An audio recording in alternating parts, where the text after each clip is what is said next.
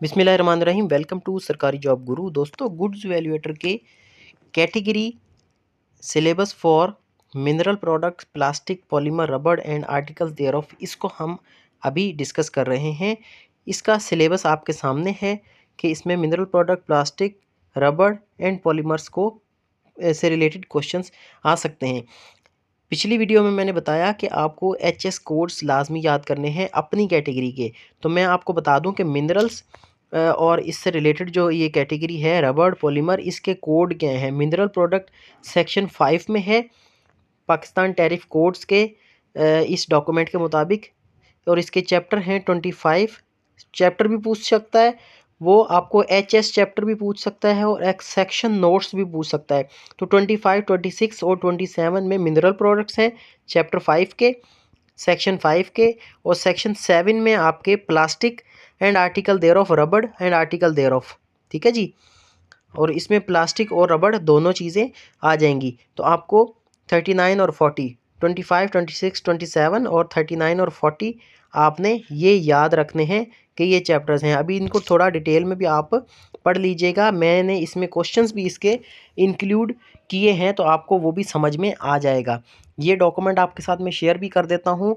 जो क्वेश्चंस हैं ये भी आपको भेज रहा हूँ साथ साथ, और ये जो पाकिस्तान कस्टम वाला जो चीज़ है ये भी आपके साथ शेयर कर रहा हूँ। तो आपने इनकी तैयारी अच्छे से करनी है ताकि आपका पेपर बहुत अच्छा हो जाए।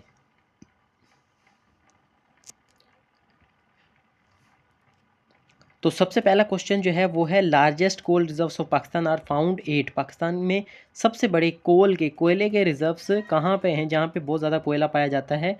तो वो है थर, सिंध। सी ऑप्शन सही है। पाकिस्तान के तकरीबन 99% कह सकते हैं जो रिजर्व्स हैं वो थर में पाए जाते हैं। थर में थर कोल फील्ड जो है जिसमें बहुत सारी कंपनीज काम कर रही हैं, वहाँ पर ये कोयला पाया जाता है। तकरीबन 99% ऑफ पाकिस्तान कोल रिज़र्व, और ये दुनिया में भी कोई नंबर 3 और नंबर 4 पे आ जाता है ये रिज़र्व। सेकंड है, limestone is primarily composed of. Limestone में जो मेजर चीज़ है वो क्या है? कैल्शियम कार्बोनेट, CaCO3 उसका फार्मूला होता है, और इसका ए ऑप्शन सही है। Gypsum is mainly used in the manufacture of. Gypsum ज़्यादातर किस चीज़ की मैन्युफैक्चरिंग के लिए इस्तेमाल होता है?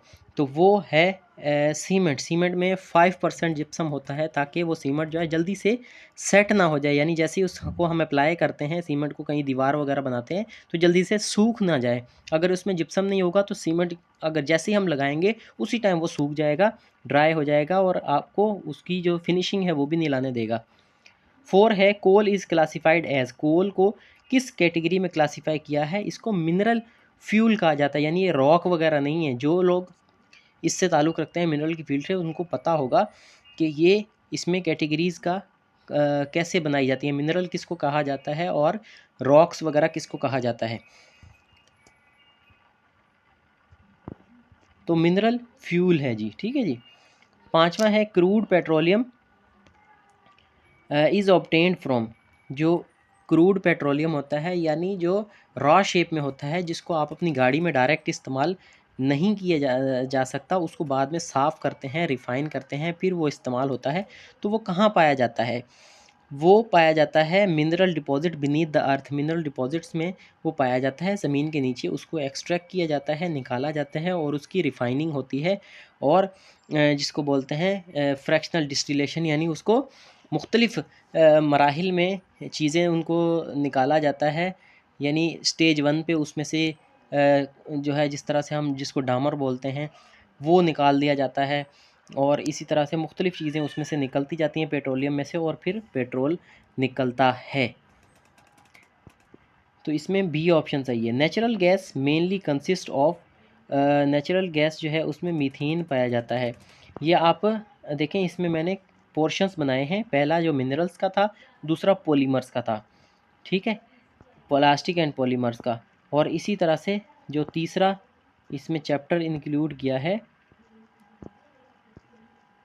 वो है रबड़ एंड आर्टिकल्स देयर ऑफ। अब इसमें मैंने जो एचएस कोड्स आपको बताए थे उसके भी क्वेश्चंस मैंने इंक्लूड किए हैं। ये देखें, general basic question, plastic belong to HS chapter. Plastic जो है एचएस चैप्टर किससे बिलोंग करता है? 39 और 40 से, दोनों से मैंने कहा था आपको, ठीक है। लेकिन उसमें भी पहले प्लास्टिक है और सेकंड पे रबड़ है, ठीक है। तो प्लास्टिक का 39 है, रबड़ का 40 है। ये देखें रबड़ का भी, और उसके जो आर्टिकल्स हैं उनका जो है वो कौन से पे है, वो उनका 40 पे है। 42 में बता रहा है, 42 क्वेश्चन में और 41 क्वेश्चन में कि प्लास्टिक 39 में है, रबड़ जो है वो 40 में है। इसी तरह मिनरल फ्यूल जो है उनका चैप्टर कौन सा है, ये मैंने आपको दो बताए थे, 5 सेक्शन 5 और सेक्शन 7। सेक्शन 5 में 25 से लेके 28 तक था और सेक्शन 7 में 39 से 42 चैप्टर थे। तो सेक्शन 5 वाला मिनरल फ्यूल जो है उसमें चैप्टर 27 में है। इसी तरह PE stands for polyethylene.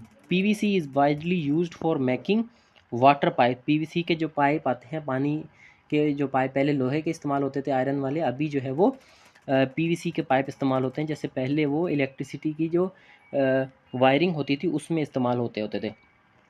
PET bottles are commonly used for packaging, drinking water and beverages।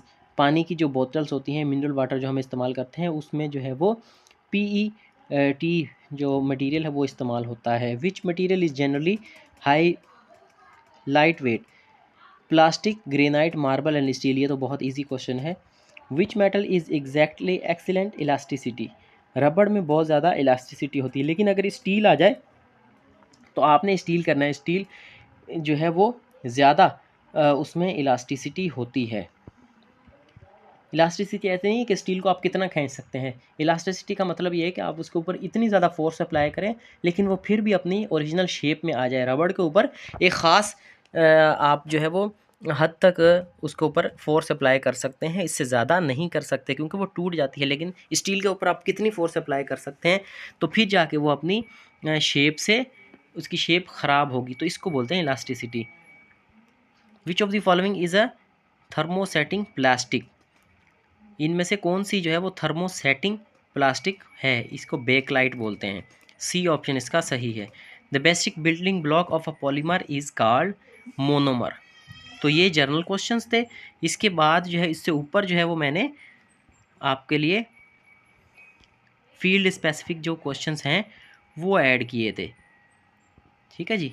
ये देखें,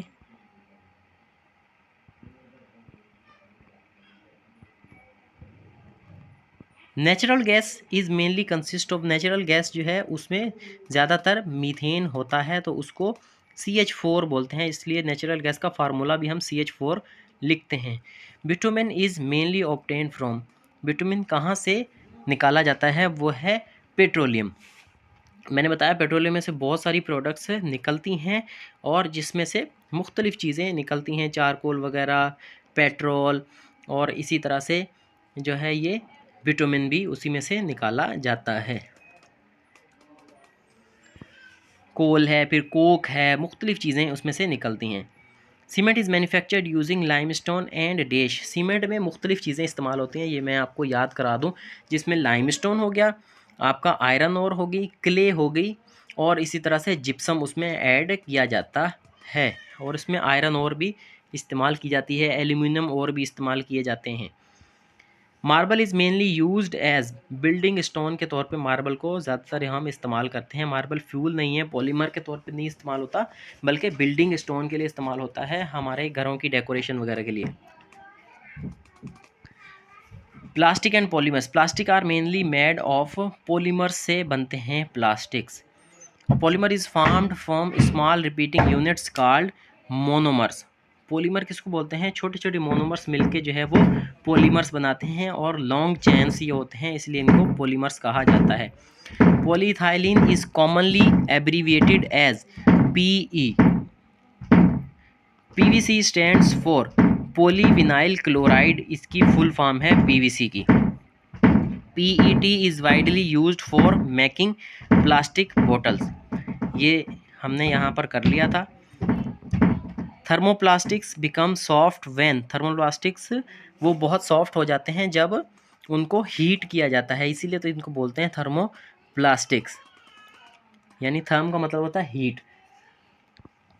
thermoplastic can generally be recycle, thermoplastics को जनरली रिसाइकिल कर लिया जाता है, यानी प्लास्टिक की जो चीज़ें होती हैं वो क्या हो जाती हैं, वो फैक्ट्री में दोबारा जाती हैं, उनके ऊपर हीट अप्लाई की जाती है तो वो मोम हो जाती हैं और फिर उसको दोबारा किसी भी शेप में वो डाल सकते हैं। उनके ऊपर मुख्तलिफ डाइज़ बनी होती हैं, सांचे जिसको बोलते हैं, वो उसके अंदर उसको डालते हैं, वो दोबारा नई शेप में आ जाती हैं। 19 में है which of the following is thermoplastic, polyethylene जो है वो थर्मोप्लास्टिक है। अच्छा, एक चीज़ और मैं यहाँ पर आपको बता दूँ, आपके साथ ये मैंने जो जनरल मुख्तलिफ़ चीज़ें शेयर की हैं, इनके आप फार्मूला भी देखें। जिस तरह से बैकलाइट है तो उसका आप थोड़ा सा उसका फार्मूला देखें। फार्मूले इनके बहुत लंबे होते हैं, लेकिन आप शॉर्ट में देख लें और इनके बारे में थोड़ी सी रिसर्च कर लें कि बैकलाइट होता क्या है। ठीक है जी। थर्मोसेटिंग प्लास्टिक्स की कुछ मिसाल देख लें आप। Can not be remoulded after heating. ठीक है, थर्मोसेटिंग और थर्मोप्लास्टिक में फ़र्क क्या है? थर्मोसेटिंग जो है यानी हीट करने के बाद एक चीज़ जो बन गई वो दोबारा रिसाइकिल नहीं हो सकती। ठीक है, सेट हो जाती है। इससे आप इसको याद भी कर सकते हैं। थर्मोसेटिंग मतलब कि एक बार हीट होकर वो सेट हो जाती है, बस वो दोबारा नहीं आती, दोबारा रिसाइकिल नहीं हो सकती। और थर्मोप्लास्टिक का मतलब ये है कि जो चीज़ दोबारा रिसाइकिल हो जाए, उसको दोबारा हीट करें, वो नई शेप में आ जाए। Plastic bottles are commonly manufactured by blow moulding. Plastic की जो बोतल्स होती हैं उसको ब्लो मोल्डिंग के ज़रिए बनाया जाता है। Injection moulding is mainly used for manufacturing plastic components. Extrusion is used for manufacture. अभी मैं आप इन क्वेश्चंस को एक्सप्लेन इसलिए नहीं कर रहा कि आप खुद फील्ड से ताल्लुक़ रखते हैं, आपको जस्ट क्वेश्चंस चाहिए थे। कैंडिडेट्स कह रहे थे कि हमें एमसीक्यूज़ निकाल कर दे दें जो इस टेस्ट में आ सकते हैं, तो मैंने कोशिश की है कि एमसीक्यूज़ आपको मुख्तलिफ वेबसाइट से निकाल कर एक कंपाइल फॉर्म में दे दूँ। बाकी इसको पढ़ना वो आपका काम है, आपकी फील्ड है, आप इसको मुझसे ज़्यादा अच्छा जो है वो पढ़ सकते हैं, रिसर्च कर सकते हैं। मेरा काम है बस जस्ट ओवरऑल याद दहानी कराना। Extrusion is commonly used for to manufacture pipes. ठीक है, एक्सट्रूजन, ये सारे मेथड्स हैं जी, आपने पढ़ा होगा अपनी अपनी फील्ड में। ये मेटलर्जी वगैरह के क्वेश्चंस हैं, आपने अपनी फील्ड में पढ़ा होगा कि कौन सा मेथड है एक्सट्रूजन। दे भी जनरली आप इसको देख सकते हैं कि इस मेथड में क्या होता है, तो ये आपने लाजमी देखना है। Plastic is generally a good electric insulator. Plastic जो है वो इलेक्ट्रिक इंसुलेटर के तौर पे हम इस्तेमाल करते हैं। वायर्स के ऊपर देखें हम प्लास्टिक की जो है वो टेप चढ़ा देते हैं, या दूसरे जो है वो हमारे जो स्विच वगैरह होते हैं उसके ऊपर प्लास्टिक का मटेरियल इस्तेमाल होता है। हम वहाँ से पकड़ के उसको जो है वो हाफ पॉइंट में लगाते हैं, और ये जो बटन्स वगैरह होते हैं और दूसरी चीज़ें ये सारी प्लास्टिक की होती हैं और उनसे करंट पास नहीं होता, हम आसानी से वहाँ से पकड़ कर उसको इस्तेमाल करते हैं। Nylon is widely used for making fibre and ropes. ठीक है, नायलॉन भी अभी एक मटेरियल है जिससे हमें धागा और रस्सियाँ बनाई जाती हैं। ठीक है, ये प्लास्टिक की टाइप का होता है। रस्सियाँ पहले धागे की होती थी, अभी आपने देखा होगा कि थोड़ा प्लास्टिक टाइप मटेरियल होता है, उनसे बनाई जाती हैं। Propylene is commonly abbreviated as PP. अब देखें इनकी शॉर्ट फॉर्म्स भी आपने याद करनी है कि प्रोपाइलिन किसकी है, पीई था पहले, पॉलीथाइलिन। और इसी तरह से polystyrene is commonly abbreviated as PS. Plasticizers are added to plastic to make them more flexible. ठीक है, प्लास्टिसाइज़र इस्तेमाल किया जाता है कि हमारा जो मटेरियल है वो और उसमें इलास्टिसिटी आ जाए, मोर फ्लेक्सिबल हो जाए, रबड़ एंड आर्टिकल्स पे आ जाएँ। अभी natural rubber is obtain from latex of रबड़ ट्रीज़। ठीक है जी, नेचुरल रबड़ जो होती है वो जो रबड़ ट्री होता है उसके लेटेक्स से पाई जाती है। फिर है the major component of natural rubber is, natural rubber का जो मेजर कंपोनेंट है वो कौन सा है, पॉली आइसोप्रीन। 33 में है सिंथेटिक रबड़ is mainly produced from. Synthetic रबड़ जो है वो कहाँ से बनाई जाती है, वो पेट्रोलियम प्रोडक्ट से बनाई जाती है। Vulcanisation improves the dash elasticity and strength of rubber. अब आपने ये प्रोसेस भी देखना है कि वल्केनाइजेशन क्या होती है। Sulphur is mainly used in रबड़ फोर्स। सल्फ़र रबड़ में क्यों इस्तेमाल किया जाता है, वल्केनाइजेशन के लिए। अब वल्केनाइजेशन क्या है ये आपने देखना है। ठीक है, टू बी ऑनेस्ट मुझे पता नहीं है क्योंकि ये मेरी फील्ड नहीं है। Tyres are mainly made from. Tyre जो है वो रबड़ से बनाए जाते हैं, आपको भी पता है। रबड़ is valued mainly because of its elasticity. ठीक है, रबड़ क्यों ज़्यादातर इस्तेमाल होता है? एक तो वो कॉस्ट इफेक्टिव है, सस्ता है, ठीक है, और फिर इलास्टिसिटी उसमें बहुत ज़्यादा है। Which of the following is रबड़ प्रोडक्ट? कन्वेयर बेल्ट जो है वो रबड़ प्रोडक्ट है, ये फैक्ट्रीज़ में इस्तेमाल होता है। इसके ऊपर मुख्तलिफ़ चीज़ें रख के आगे लेके जाने के लिए, एक बंदा उठा के लेके जाएगा आगे तो उसमें ज़्यादा टाइम लगेगा, वो बेल्ट के ऊपर फेंकते जाते हैं तो वो मटीरियल आगे जाता जाता है। Rubber gloves are commonly used because they are electrically insulator. Rubber के जो ग्लव्स हैं वो इसलिए इस्तेमाल होते हैं कि वो करंट पास नहीं होने देते। रबड़ के शूज़ इस्तेमाल करते हैं लोग। इसी तरह से मुख्तलिफ़ चीज़ें जो है वो इस्तेमाल करते हैं ताकि इलेक्ट्रिकली इंसुलेटेड रहें। जो आपने जो है वो लाइनमैन वगैरह खंभों पे चढ़ते हुए देखा होगा आपने, तो वो इस चीज़ को इस्तेमाल करते हैं। हीट इंसुलेटर भी है, आपने ग्लव्स वगैरह किचन में इस्तेमाल करते हैं। Rubber seals are mainly use to. Rubber की सील्स जो है वो क्यों इस्तेमाल की जाती हैं? ताकि लीकेज ना हो। दो पार्ट्स को ज्वाइन करने के लिए उसके दरमियान में रबड़ की सील इस्तेमाल करते हैं ताकि वो अच्छे से टाइट हो जाए और उसमें लीकेज ना हो। जनरल बेसिक क्वेश्चन हमने पहले डिस्कस कर लिए थे, इसमें से यही है कि आप इसके HS कोड याद करें, लाजमी याद करें और मुझे दुआओं में याद रखें। इस वीडियो पर कमेंट करें, इसको दोस्तों के साथ शेयर करें ताकि मेरी सपोर्ट हो सके। फ़िलहाल इतना ही। Thank you very much.